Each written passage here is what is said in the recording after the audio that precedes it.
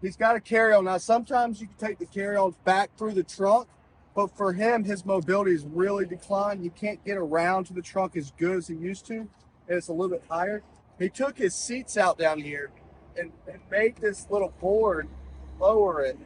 I thought it was brilliant. So he's not coming up that high. And he just takes it like this, right?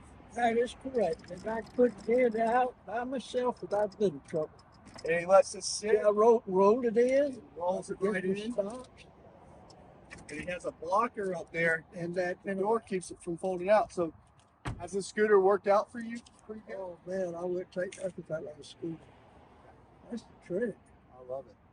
Some type of simple solution like this could work for you with your car. If you have a car and you can't get it into the back of the trunk. So check us out at CarryonUSA.com. And he loves his scooter. He says you probably couldn't do anything without it right now, right? Or what, you didn't realize how important those things would be. Oh yeah. Good. I use it to go to the drugstore. We appreciate your business. I know you're good. Do that all right.